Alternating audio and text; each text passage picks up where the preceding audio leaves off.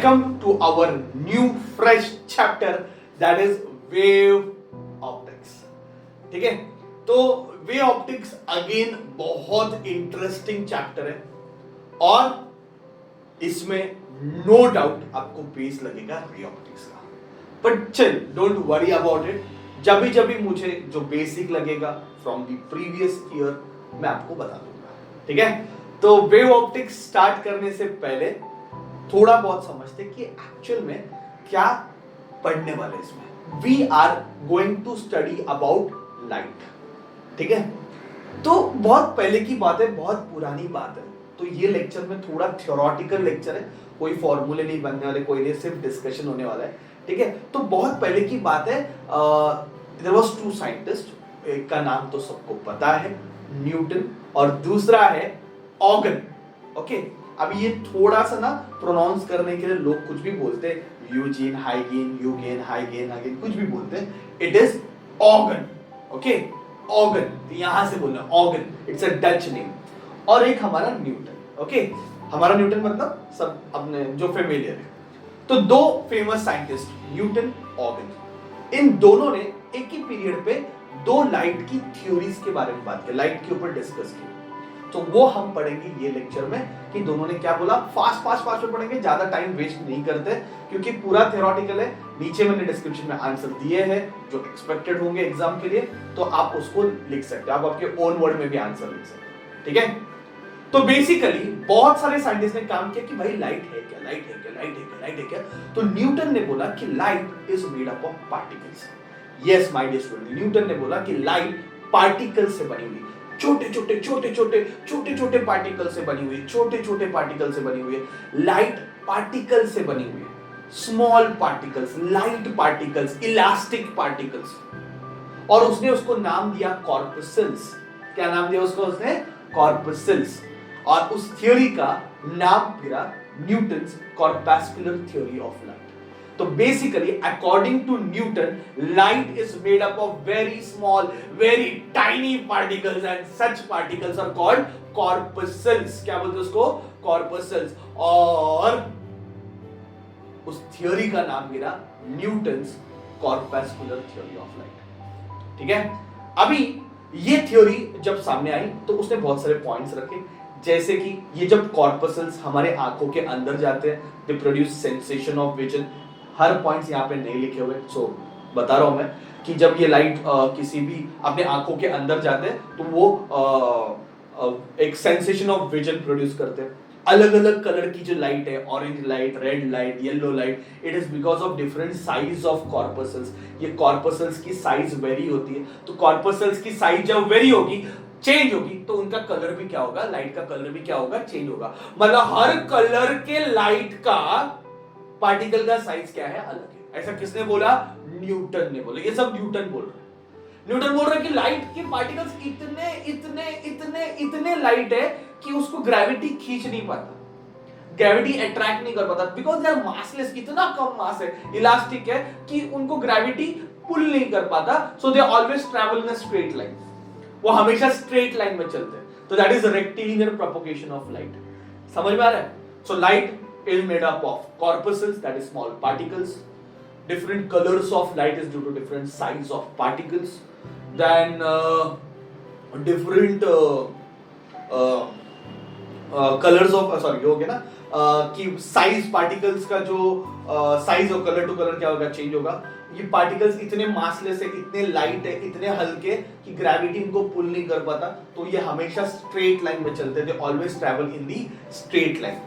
Okay, किसने बोला? ये न्यूटन ने. अब न्यूटन ने रिफ्लेक्शन और रिफ्रैक्शन स्टडी किया. इसको थोड़ा सा मैं आपको बताता हूं कि उसने रिफ्लेक्शन और रिफ्रैक्शन कैसे स्टडी किया. न्यूटन बोलता है कि मटेरियल जो है, reflecting material, for example mirror, reflecting material ले लो, फॉर एग्जांपल मिरर, उस पे जब ये कॉर्पस्कल्स गिरते हैं, कॉर्पस्कल मतलब ये पार्टिकल जब जाके रिफ्लेक्टिंग मटेरियल पे गिरते हैं, तो रिफ्लेक्टिंग मटेरियल को बाउंस बैक करता है. मतलब अगर वो ऐसे गिर रहे तो मटेरियल उनको बाउंस कर देता है, पीछे फेंक देता है. ओके, रिफ्लेक्टिंग मटेरियल कॉर्पस्कल्स को बाउंस करता है. उससे उसने रिफ्लेक्शन एक्सप्लेन किया। तो इस तरह उसने रिफ्लेक्शन एक्सप्लेन किया। और जब उसने रिफ्रैक्शन एक्सप्लेन किया तो उसने बोला जैसे फॉर एग्जांपल यहां पे मैं ग्लास लेता हूं, ये मिरर है, ठीक है। तो जब ग्लास जैसे मटेरियल पे, रिफ्रैक्टिंग मटेरियल पे कॉर्पस्कल्स गिरते हैं तो क्या होता है कि वो जो मटेरियल है वो उनको खींचता है, ओके, अट्रैक्ट करता है, अंदर लेके जाता है। तो ग्लास जैसे मटेरियल जो है वो कॉर्पस्कल्स को अट्रैक्ट करते, खींचते। तो उसने रिफ्रैक्शन एक्सप्लेन किया। और रिफ्लेक्शन कैसे एक्सप्लेन किया कि बाउंस करते हैं, ऐसा उसने एक्सप्लेन किया। This is not the satisfactory explanation, it was not at all satisfactory explanation, but उसने जिस तरह से बताया। अभी उससे हुआ क्या, उसने एक गलत चीज कंक्लूड कर दिया, सच्ची में गलत चीज कंक्लूड कर दिया। अभी जैसे ग्लास है, ये अगर कॉर्पस्कल जब उस पर गिरेंगे, लाइट के पार्टिकल जब उस पर गिरेंगे और ग्लास इसको अगर खींचेगा, कोई भी चीज को अगर आप खींचोगे तो वो एक्सीलरेट हो जाएगी। कोई भी चीज पे अगर आप फोर्स लगाओगे तो वो एक्सीलरेट हो जाएगी, जिससे उसकी स्पीड बढ़ जाएगी। और उससे जो न्यूटन था उसने थोड़ा सा ब्लंडर ही बोल सकते हैं कर दिया कि उसने बोल दिया कि वेलोसिटी ऑफ लाइट डेंसर में ज्यादा है रेनर से, क्योंकि डेंसर मटेरियल क्या कर रहा है, खींच रहा है, तो velocity of light is more in denser than रेनर। ये उसने कहा। बात समझ में आ रहा है? तो फर्स्ट थ्योरी था everything is fair, first theory तो तभी ये सब सोचना भी बड़ी बात है, बट देन ऑल्सो कि ये उसका एक ड्रॉबैक बन गया। ओके, ऊपर से इंटरफेरेंस अगर आपको पढ़ना है, आपको पता नहीं, for example interference, for example diffraction, polarisation, ये सारी लाइट के फिनोमेनास है।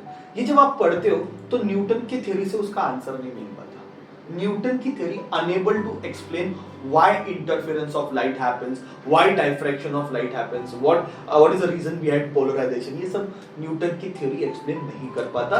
सो नो डाउट न्यूटन की थ्योरी फेल हो गई, पर तो भी बहुत सारी, पूरी तरह से फेल नहीं हुई, अभी मैं आपको बाद में बताऊंगा, पूरी तरह से फेल नहीं हुई, बट बहुत सारी चली, बहुत सारी, न्यूटन का नाम था ना, तो बहुत सारी थ्योरी चली, लोगों ने इसको फॉलो किया। बट ये सारे पॉइंट्स मैंने मेन पॉइंट्स ही लिखे हुए, सारे पॉइंट्स नहीं लिखे, but I hope you understood कि न्यूटन का क्या सोच था, न्यूटन का क्या मानना था रिगार्डिंग लाइट। ठीक है बच्चों, फिर से एक बार बता रहा हूं, according to Newton light is a particle, this particles are very small, very light. उसने उस पार्टिकल्स को नाम दिया कॉर्पस्कल्स। क्या नाम दिया? कॉर्पस्कल। और थ्योरी का नाम गिरा Newton's corpuscular theory of light. क्या नाम गिरा? Newton's corpuscular theory of light. Okay, फिर उसने अलग अलग पॉइंट्स बताए कि when this corpuscle enter our eyes they produce sensation of vision. कोई भी चीज हमें तभी दिख पाती है जब ये कॉर्पस्कल्स अपने आंखों के अंदर जाते हैं। फिर अलग अलग साइज की वजह से अलग अलग कलर्स है लाइट के, ऐसा उसने बताया। फिर उसने रिफ्लेक्शन को एक्सप्लेन किया कि मटेरियल बाउंस करता है कॉर्पस्कल को, रिफ्रैक्शन को एक्सप्लेन किया मटेरियल अट्रैक्ट करता है कॉर्पस्कल्स को। और इससे उसने एक गलत चीज कर दिया कि भाई बोल दिया वेलोसिटी ऑफ लाइट कहां पे जाता है, टेंसर में जाता है, रेलर में कम है। ठीक है, और उसने बहुत सारी चीजें उसके थ्योरी से एक्सप्लेन नहीं होगा। सो उस जमाने में एक और थ्योरी आ चुका था, that is Huygens wave theory of light. अभी ऑर्गन्स ने क्या बोला कि light travels in the form of wave. Newton बोल रहा है light travels in a form of particle, ये बोल रहा है light travels in a form of wave. ठीक है, फिर different colours of light is due to different wavelength. सुनने में अच्छा लगता है, हम बचपन से ये पढ़ रहे तो आपको समझ में आ रहा है कि हाँ ये थ्योरी थोड़ी लाइट राइट लग रही है। न्यूटन की थ्योरी इतनी मजा नहीं आई क्योंकि आप बचपन से पढ़ रहे हो लाइट के बारे में, तो you know light is a wave. तो ये बताया था ऑर्गन ने सबसे पहली बार कि light travels in the form of wave, different colours of light is due to different wavelength. उसने सक्सेसफुली जो ड्रॉबैक था न्यूटन का वो भी निकाल दिया। उसने एक्सप्लेन, उसकी थ्योरी से एक्सप्लेन होता है कि लाइट की वेलोसिटी रेलर में ज्यादा है और डेंसर में कम है। ओके, पर मैं आपको कुछ इंपॉर्टेंट पॉइंट बताता हूं ऑर्गन्स के थ्योरी का। ओके, वो आप याद रखो, मैंने यहां पे लिखा नहीं है, वो याद रखो, नीचे नोट्स में आपको मिल जाएगा कि एक्चुअल में what happened when Newton organs said it is a wave. Basically organ ने क्या बोला कि लाइट एक लॉन्जिट्यूडनल वेव है। बच्चों लॉन्जिट्यूडनल वेव जैसे आपने पढ़ा लाइक अ साउंड वेव, जैसे साउंड वेव लॉन्जिट्यूडनल वेव है ना, तो लाइट भी एक लॉन्जिट्यूडनल वेव है, ये बोल दिया ऑर्गन्स ने। और इधर हो गई थोड़ी सी गान उसकी, इधर हो गया थोड़ा सा लफड़ा, ठीक है, क्योंकि अभी लॉन्जिट्यूडनल वेव को मीडियम का जरूरत रहता है, बिना मीडियम के लॉन्जिट्यूडनल वेव कभी ट्रैवल नहीं होती। मतलब साउंड एग्जांपल है, साउंड को यहां से वहां जाना है तो मीडियम चाहिए। आप मून पे बात नहीं कर सकते क्योंकि मून पे एटमॉस्फेयर नहीं है, अर्थ पे एटमॉस्फेयर है, तो मैं बात कर रहा हूं, आपको समझ में आ रहा है, आपको सुनाई दे रहा है, okay. So sound travels in medium, longitudinal wave travels in medium. अब ये बंदे ने, ऑर्गन्स ने क्या बोला कि भाई लाइट लॉन्जिट्यूडनल वेव, मैंने बोला ना तभी के जमाने में स्टार्टिंग में ऐसी गलतियां हो गई थी, ओके। अभी फिर लोगों ने उसको पूछा कि सर अगर लाइट लॉन्जिट्यूडनल वेव है तो फिर लाइट वैक्यूम से कैसे पास होती है? सन और अर्थ के बीच में तो इतना बड़ा वैक्यूम है, तो सनलाइट अर्थ तक कैसे पहुंचती है? तो ये सारे क्वेश्चंस उसके दिमाग में चल रहे हैं। और तभी हमारे जो ऑर्गन्स भाई साहब है, उसने एकदम सिंपल वे में बोला कि ये वैक्यूम विक्यूम ऐसा कुछ होता नहीं है। देखो मतलब उसने बोला, मैं नहीं बोल रहा हूं, ऑर्गन्स बोल रहा है कि हर मीडियम में एक मीडियम होता है, एक हाइपोथेटिकल मीडियम होता है। वैक्यूम में भी एक हाइपोथेटिकल मीडियम है। हाइपोथेटिकल मीडियम मतलब आप ढूंढने जाओगे तो नहीं मिलेगा, पर है, ये उसने बोला, ठीक है, आप ढूंढने जाओगे तो नहीं मिलेगा, पर है, और वो है ईथर। बोला हर मटेरियल में, हर मीडियम में ईथर प्रेजेंट होता है। तो वैक्यूम में भी ईथर है, वैक्यूम में भी ईथर है, हाइपोथेटिकल मीडियम है। ये ईथर जो है वो हाइपोथेटिकल मीडियम है, जो वैक्यूम में भी है। आप ढूंढने जाओगे मिलेगा नहीं, पर है, और उसकी वजह से लाइट ट्रैवल होती है वैक्यूम से। है भगवान, ये बताया किसने? ऑर्गन्स ने। फिर नो डाउट लेटर ऑन जब स्टडीज हुए, जो माइकलसन एंड मॉर्ले वगैरह जो साइंटिस्ट लोग थे, उन्होंने बोला कि ऐसा कुछ है नहीं, ये सरासर गलत है, वैक्यूम में ईथर भीतर है नहीं। अगर ऐसे होता तो अर्थ सन के अराउंड घूम रही है ना। अभी कोई भी मीडियम में ना फ्रिक्शन होता है, फ्रिक्शन से मोशन कम होता है, ये तो सुना रहेगा कि नहीं। अगर कोई चीज घूम रही है, अगर मैंने यहाँ पे पेंडुलम को लटकाया, फील करना, अगर मैंने पेंडुलम को लटकाया तो पेंडुलम ऑसिलेट होते रहेगा क्या? नहीं, वो धीरे धीरे धीरे धीरे आके रुक जाएगा। पढ़ा है ना आपने ये? पर यही पेंडुलम को अगर मैं वैक्यूम में हिलाता हूं तो ऐसे मूव होते ही रहेगा, क्योंकि वैक्यूम में फ्रिक्शन नहीं है, मीडियम नहीं है, ठीक है। अगर ये बात होती कि वैक्यूम में ईथर होता तो इन सबको फ्रिक्शन मिलता और ये सारी चीजें वैक्यूम में रुक जाती, पर ऐसा होता नहीं। अर्थ सन के अराउंड घूम रहा है, वो अर्थ कहीं ना कहीं रुक जाता एनर्जी लॉस होके, तो ऐसा कुछ हो नहीं रहा है। तो ये थोड़ा उसका रॉन्ग था part. I hope you understood what I am saying. Organs ने बोला कि वैक्यूम में ल्यूमिनिफरस ईथर, एक ईथर है जो कि एक हाइपोथेटिकल मीडियम है, पर एक्चुअल में ऐसा कुछ है नहीं, एक्चुअल में ऐसा कुछ नहीं है। तो वो उसका सबसे बड़ा ड्रॉबैक था, माय डियर स्टूडेंट, उसका सबसे बड़ा ड्रॉबैक था। प्लस इसके थ्योरी पे अच्छी बात ये थी कि आप इंटरफेरेंस पढ़ सकते हो, आप डायफ्रैक्शन पढ़ सकते हो, पोलराइजेशन पढ़ सकते हो, ओके, बट आप फोटो इलेक्ट्रिक इफेक्ट नहीं पढ़ सकते।